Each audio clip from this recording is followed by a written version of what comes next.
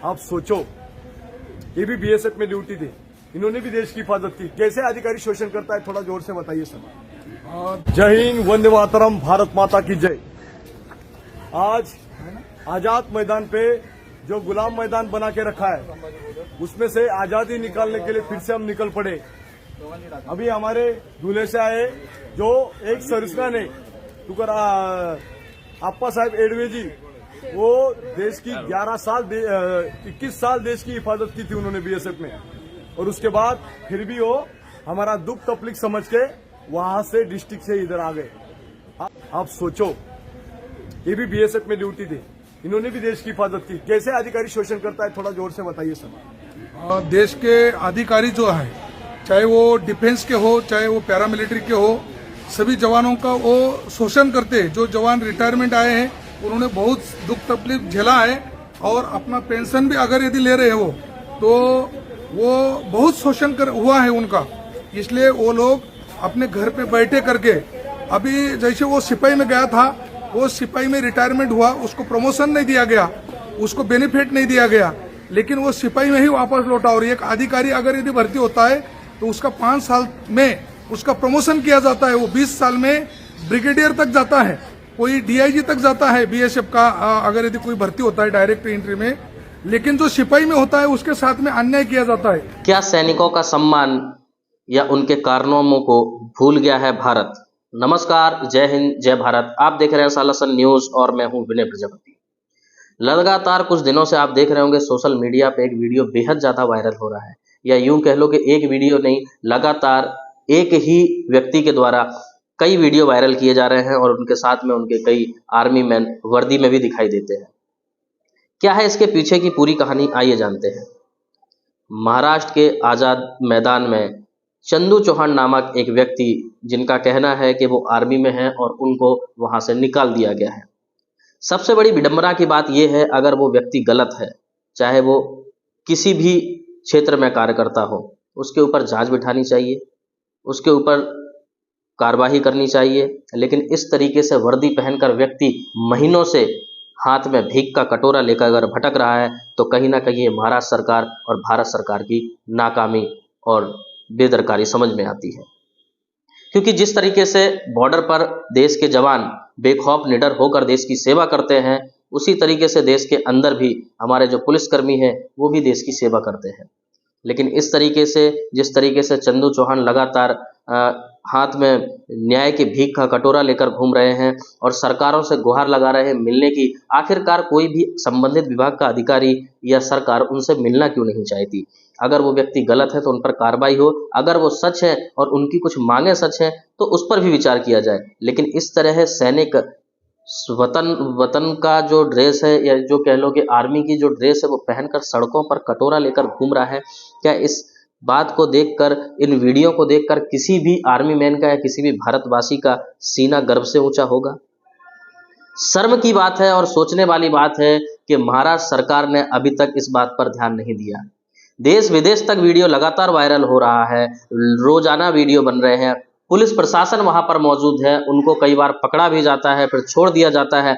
अगर वो व्यक्ति गलत है, अगर वो आर्मी मैन गलत है तो उस पर कार्रवाई हो, अगर वो व्यक्ति सही है, उसकी कुछ मांगे हैं तो उनका सुना जाए और उसका निवारण निकाला जाए।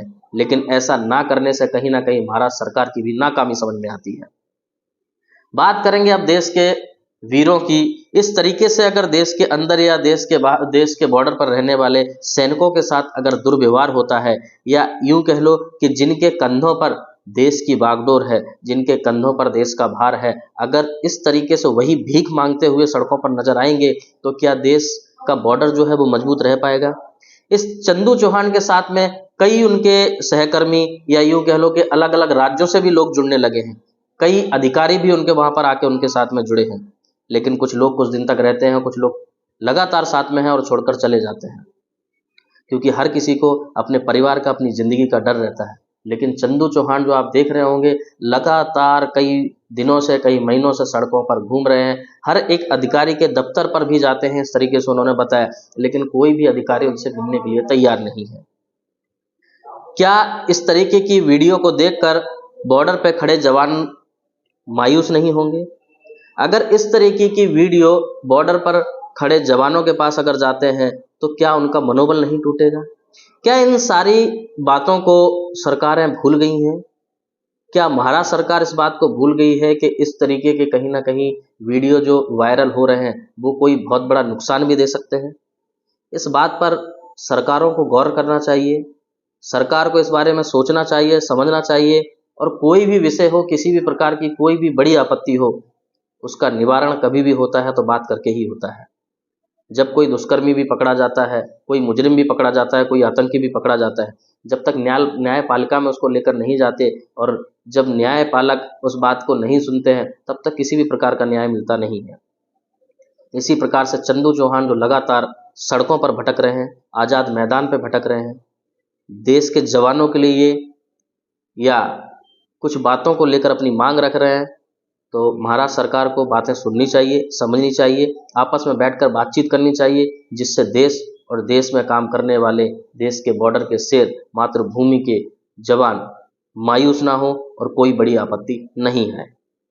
हम इस खबर को भी लगातार आप तक पहुंचाते रहेंगे जब तक इसका कोई निर्णय, सटीक निर्णय नहीं आ जाता। लेकिन कहीं ना कहीं अगर जवानों के साथ इस तरीके का कोई भी दुर्व्यवहार होता है तो क्या भारतवासी इस बात को सहन कर पाएंगे? ये भी सोचने और समझने वाली बात है।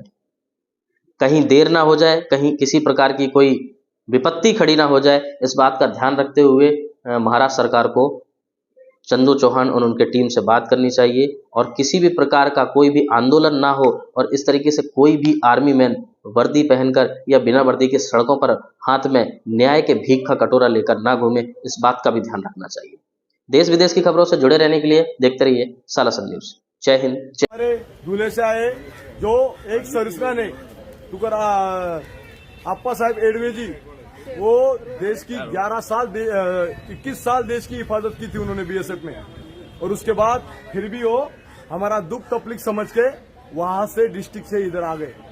आप सोचिए, ये जो न्याय की यात्रा है, हर एक पीड़ित जवान की न्याय की यात्रा है, जो जवान शोषण का शिकार हो रहा है लगातार। इसीलिए अभी यहाँ पे चेकिंग किया जाएगा बार बार, और हमें फिर बोला जाएगा कि आपके साथ वो जो सिस्टम मंडल जी है वो नहीं आएंगे, क्योंकि यहाँ पे सिर्फ बड़े बड़े लोगों का यहाँ पे बात सुनी जाती है, हमारे जैसे जवानों का दर्द सुनने के लिए कोई तैयार नहीं है। आज इनके घर पे बच्चा भी बीमार है, फिर भी यहाँ पड़े। यहाँ इतने दिन हो गए, राज्य सरकार ने केंद्र सरकार को पत्र लिखा है, पर अभी तक कोई भी यहाँ पे एक भी लेटर का रिप्लाई नहीं मिल पा रहा है। क्यों नहीं मिल रहा है? और हमारी मांग सिर्फ एक है, आर्टिकल 16 के हिसाब से वो कहीं भी काम कर सकता है, आर्टिकल 21 के हिसाब से उसको राज्य सरकार ने आदर सम्मान रखना चाहिए, और उसको राज्य सरकार नौकरी दे दे, ग्रुप सी या ग्रुप डी में। चाहे वो जवान सेवा से बर्खास्त किया हो, चाहे वो जवान को remove from service, dismiss from service, कोई भी चीज से अधिकारियों ने गलत तरीके से निकाल दिया हो, उसको जीने का अधिकार है। पर इन्होंने जो जवान को पेट पे लात मारी है, वो एक देशद्रोही की तरह जिंदगी जी रहा है। उसी का कलंक मिटाने के लिए हम निकल पड़े। हम चाहते हैं हमारी भारत की हर नागरिक हमारे साथ जुड़े और हमारे देश के जवानों को न्याय दिलाने की कोशिश करे। इसलिए हम न्याय यात्रा निकले। आप देखिए, आजाद भारत में हमें बेबस लाचार कर दिया है। हम कई दिन से यहाँ पे चक्कर लगा रहे, कई दिन से घूम रहे, पर कोई हमारा दर्द सुनने के लिए तैयार नहीं। इसीलिए न्याय यात्रा निकली। बैग चेक किया जा रहा है। सर तुमचं मिटलाच नाही प्रश्न? नहीं, हमारा कोई मिट नहीं रहा है सर, कोई सुनने वाला है नहीं। छोटा मुलगा होता ना तो? हा, छोटा मुलगा होता, तुम्हाला मोठं झाल्यावर विचारेल की पाकिस्तानमध्ये कशासाठी गेला होता, म्हणून मी ही न्याय यात्रा काढली। अभी मेरे साथ में मेरे दोस्त पूछ रहे, बोला सर हम तो आपके बच्चा भी, बोला आपको क्या मिला नहीं क्या, बोला अभी तो कुछ भी। मैं बोला कुछ नहीं हो, मेरा बच्चा 2 साल के बाद 2 साल का है अभी, वो बड़ा होने के बाद पूछेगा आप नवाज शरीफ के साथ फ्रेंड थे क्या, नवाज शरीफ आपका दोस्त था क्या। इसलिए मैं न्याय यात्रा पे निकला हूँ। ये नवाज शरीफ के साथ फोटो खींच सकते, तमाम नेशनल टेलीविजन चैनल इनको दिखा सकती है, पर हमारा दर्द इस देश में सुनने वाला कोई नहीं। हम जवान देश की हिफाजत करते, पर हमारी हिफाजत करने वाला इस देश में कोई नहीं। इसीलिए लिख के चल रहा हूँ, हर जगह घूम रहा हूँ, सर्च ऑपरेशन कर रहा हूँ कि हमें न्याय मिला दो, न्याय दे दो, न्याय दे दो। न्याय देने के लिए कोई नहीं तैयार है। पर अभी हमारी देश की जनता जो आज हमें देख रही है वो पक्का हमें न्याय दिलाएगी, ये भी उम्मीद है हमें कि हमारे साथ कोई ना कोई देश का एक आदि देश का योद्धा हमारे साथ आएगा, कंधे से कंधा मिला के हमारे साथ जवानों का शोषण रोक देगा। इसलिए न्याय यात्रा निकलाई है, जवानों का शोषण रोक दो, जवानों का शोषण रोक दो। पर कोई भी हमारा जवानों का शोषण रोकने के लिए तैयार नहीं है, इसलिए न्याय यात्रा निकली। भारत माता की जय। आप बताना चाहता हूं, आप एक नारा डेली सुनते हो, जय जवान जय किसान, पर आज ये नारा वो नहीं रहा। अभी नारा लगा जय नेताजी जय बिजनेसमैन जी। हमारे जैसे जवानों का दर्द सुनने वाला कोई नहीं। ये नारा अभी झूठा होने वाला है। उसको सच करने के लिए हम जवान फिर से आग बबूल के हम अपने न्याय हक के लिए फिर से आगे बढ़ रहे हैं। पर हमारे साथ कोई भी योद्धा आने के लिए तैयार नहीं। पर एक योद्धा हमारे साथ पीछे खड़ा है जो अभी धुले से हमारे लिए इतना दूर से यहाँ आया है। वो ये सोच के आया है कि उसने देश की 21 साल देश की हिफाजत की है, बीएसएफ में कार्यरत है, वो पेंशन ले रहे, लोकसभा भी लड़े, पेंशन भी ले रहे। पर वो सैनिक देश की हिफाजत तो कर रहा था, पर अभी फिर भी उनको लगता है कि गलत हो रहा है, इसलिए वो आए। ये पॉलिटिक्स की बात नहीं है। उन्होंने बीएसएफ में देश सेवा की है।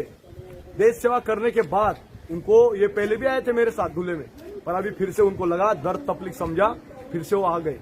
आप सोचो, ये भी बीएसएफ में ड्यूटी थी, इन्होंने भी देश की हिफाजत की। कैसे अधिकारी शोषण करता है, थोड़ा जोर से बताइए सर। देश के अधिकारी जो है, चाहे वो डिफेंस के हो, चाहे वो पैरामिलिट्री के हो, सभी जवानों का वो शोषण करते हैं। जो जवान रिटायरमेंट आए हैं उन्होंने बहुत दुख तकलीफ झेला है, और अपना पेंशन भी अगर यदि ले रहे हो तो वो बहुत शोषण हुआ है उनका।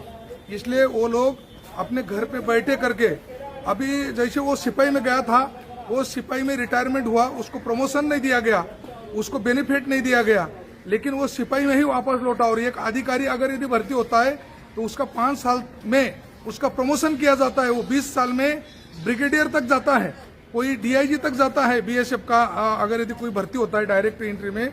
लेकिन जो सिपाही में होता है उसके साथ में अन्याय किया जाता है। लड़ाई के अंदर में उग्रवादी सिपाही मारता है, लेकिन पुलिस मेडल या राष्ट्रपति पुरस्कार या सेना मेडल या वीर चक्र वो किसी अधिकारी को दिया जाता है। ये भी बहुत बड़ा फ्रॉड है, और ये फ्रॉड हो रहा है। इसलिए इसको रोकने के लिए एक स्वतंत्र कमेटी होना चाहिए, यही मैं बोलना चाहता हूँ। हम यही चाहते हैं कि आर्टिकल 16 जो संविधान बाबा साहेब आम्बेडकर ने लिखा है, आर्टिकल 16 हमें कहता है आप कहीं भी काम कर सकते हो, और आर्टिकल 21 कहता है कि आप राज्य में आपका आदर सम्मान होना चाहिए। पर सैनिकों को देशद्रोही की तरह जिंदगी जीना पड़ रहा है। क्यों? क्योंकि वो सेना में देश की हिफाजत के लिए गया था, ना कि आतंकवादी होने गया था। यही मैं सवाल राज्य सरकार को और केंद्र सरकार को पूछ रहा हूँ, पर राज्य सरकार केंद्र सरकार बताने में असफल हो रही है बार बार, और हमारी बात दर्द सुनने के लिए कोई तैयार नहीं है।